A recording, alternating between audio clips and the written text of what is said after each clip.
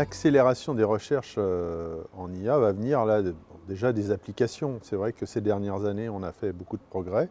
En particulier, ce sont des progrès assez empiriques finalement, hein. L'accès aux données qui est beaucoup plus facilité, et puis l'utilisation des cartes graphiques des ordinateurs, donc une manne de calcul assez accessible finalement, ont multiplié les capacités et les expériences, et du coup on a des progrès spectaculaires qui nous permettent maintenant d'envisager des applications dans pratiquement tous les domaines.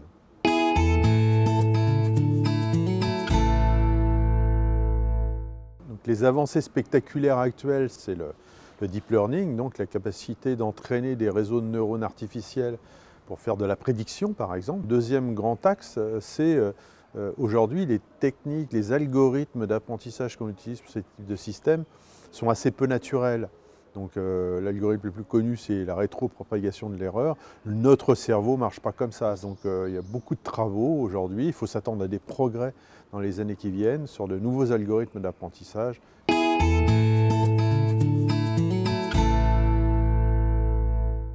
Les domaines d'application sont extrêmement larges, et c'est pour ça qu'on parle de disruption. C'est-à-dire qu'il n'y a pas un secteur de l'économie aujourd'hui qui potentiellement échapperait à ces réseaux de neurones et à cette capacité d'analyser les données et de faire des prédictions relativement fiables.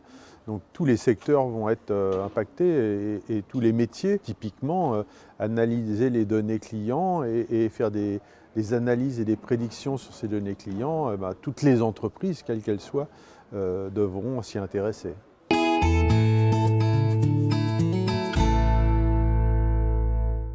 Comme toute avancée technologique qui va avoir un impact, je dirais, sur l'économie en général et sur les compétences et les métiers dans les entreprises, il est important d'avoir une démarche éthique, et la bonne nouvelle, c'est qu'il y a une prise de conscience éthique autour de ces avancées, et je pense qu'il est extrêmement important d'imaginer des systèmes où on va réellement penser l'homme au centre, l'homme dans la boucle. C'est très important, cette réflexion éthique dans tous les projets, et de penser tous les systèmes avec l'homme au centre.